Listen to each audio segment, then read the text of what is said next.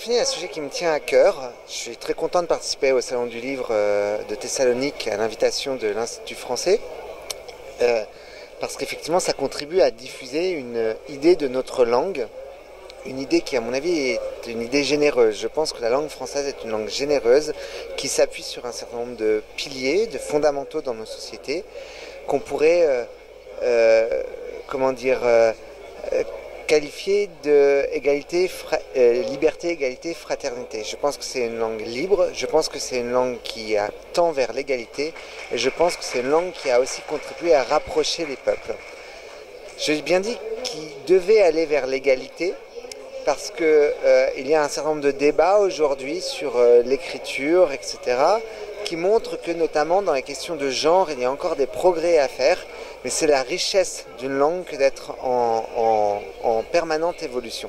Ça, c'est la première raison pour laquelle je suis content d'être là. Donc ça permet de parler en français dans un espace grécophone, hellénophone. Et la deuxième raison, c'est que de toute façon, auparavant, la francophonie, j'essayais déjà de la défendre à la mesure de mes moyens, puisque je m'occupais avec d'autres bénévoles d'un festival, d'un petit festival de musique qui s'appelait les Déferlantes francophones, festival consacré à la musique francophone d'Amérique du Nord. C'est-à-dire que dans un espace de 320-330 millions d'habitants, il n'y a que 10 millions à peu près de personnes qui parlent le français, qui continuent d'écrire en français, de chanter en français. Et donc, je trouve que c'est très beau de voir comment, dans différents espaces, il y a des permanences de la langue, comment la langue trouve aussi son enrichissement chez les autres. Le québécois, par exemple, enrichit la langue française. On a tendance à se moquer un peu de l'accent des Québécois, et ce qui est très dommage, mais en réalité, ils ont des trouvailles, ils mélangent parfois leur langue avec l'anglais, donc il y a des chansons qui sont très très belles, qui sont très peu connues, et qu'il faut valoriser. Donc pour toutes ces raisons, je suis très content d'être ici, et je pense que la francophonie a un véritable avenir à partir du moment où on la défend.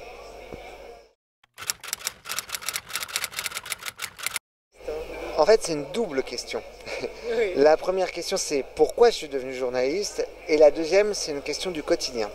La première question, pourquoi je suis devenu journaliste? Parce que depuis que je suis petit, je rêve de faire ce métier, j'ai envie de faire ce métier pour témoigner, pour essayer de relayer les faits, de faire de l'information, éventuellement même d'essayer de comprendre les idées, de comprendre les relations entre les êtres humains.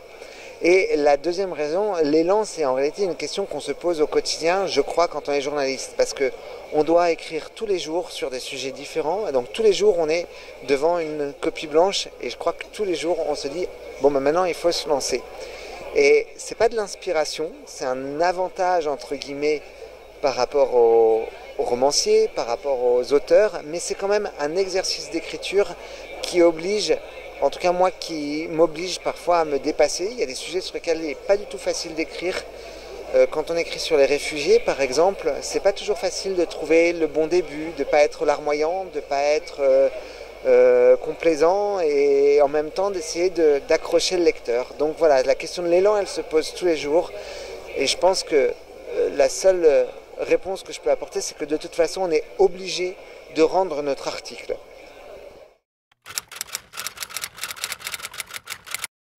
Alors, je dois dire que je suis désolé parce que je ne parle pas bien grec, donc je n'ai pas pu bénéficier de tout ce qui était proposé sur ce salon.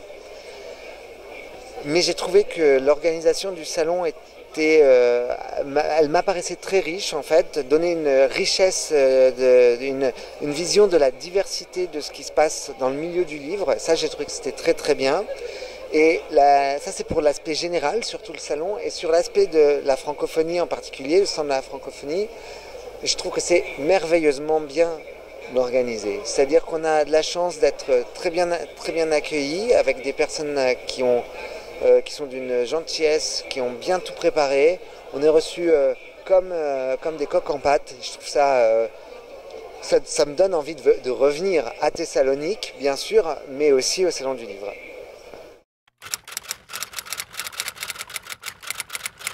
Bon, déjà, quand on est journaliste, les réseaux sociaux sont devenus un incontournable parce que c'est une source potentiel d'information. Toutes les informations ne sont pas forcément vraies, mais en tout cas, on peut aller capter l'air du temps, on peut aller comprendre certaines choses, on peut aller chercher des informations sur les réseaux sociaux.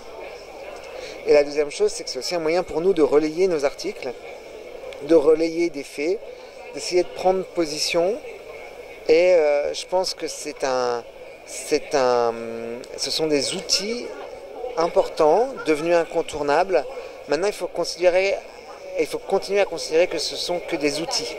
Et là, je vais vous faire une petite confidence. Régulièrement, je me dis, aujourd'hui, tu as déjà passé assez de temps sur Facebook ou tu as passé assez de temps sur Twitter.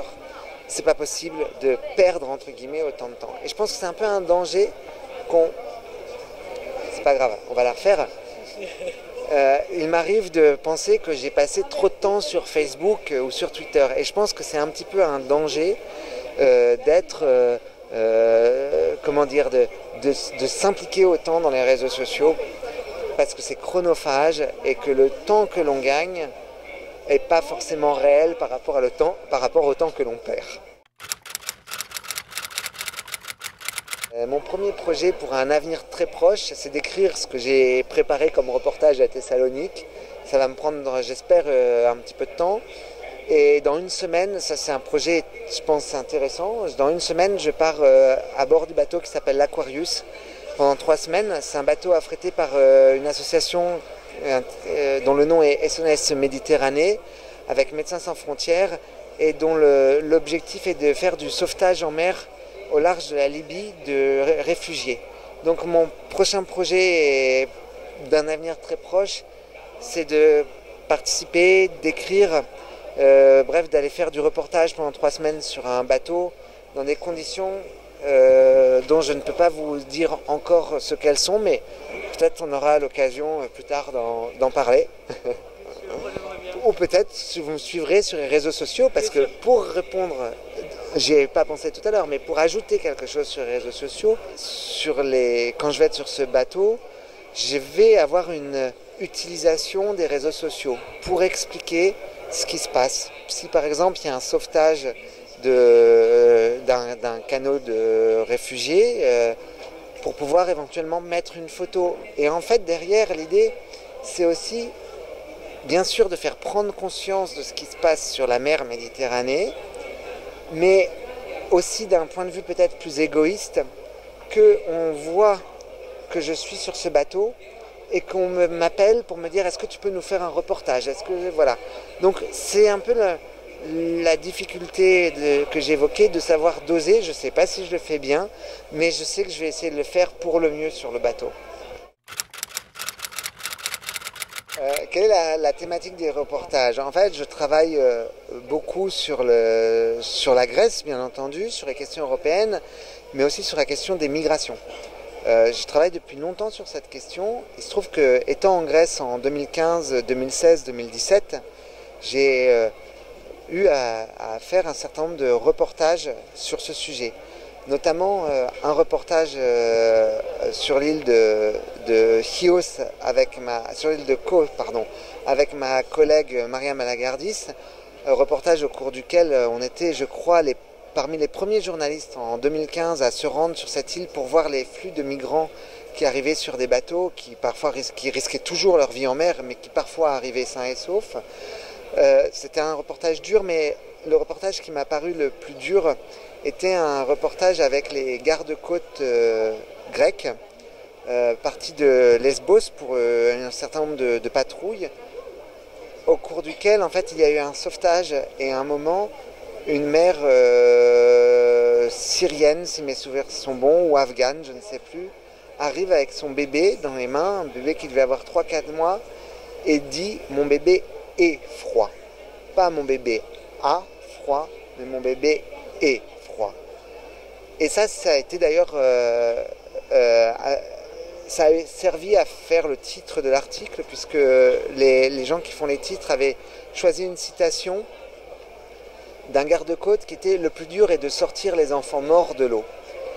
Donc voilà, donc mes thématiques sont des thématiques sur la Grèce en crise essentiellement, sur les réfugiés, mais aussi sur je dirais, des histoires plus positives sur les réfugiés, par exemple, j'ai suivi pour un site internet qui s'appelle Les Jours.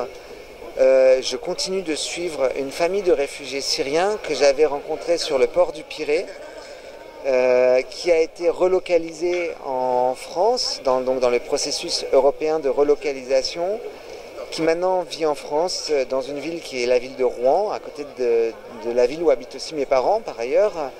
Et je continue à les suivre et à voir comment ils s'intègrent, à essayer de raconter leur histoire et derrière de montrer que ces migrants pourraient être nous et que l'autre est aussi quelque chose qui est pour beaucoup, quand il s'agit de parler de gens d'autres pays, c'est un petit peu quelque chose qui est construit par la culture, par le social, mais c'est mes amis syriens, c'est devenu des vrais amis, ils sont comme eux et moi. Leur fils aîné Tamam, qui a 20 ans, il a les mêmes aspirations que n'importe quel jeune grec ou que n'importe quel jeune français. Il veut trouver un travail, il fait du rap, il veut faire du rap. Donc voilà, donc l'idée dans ces reportages, c'est d'essayer de montrer vraiment les difficultés auxquelles tout le monde est confronté, les zones de friction qu'il peut y avoir, mais aussi qu'il y a des choses qui se passent bien et que l'intégration est possible pour tout le monde.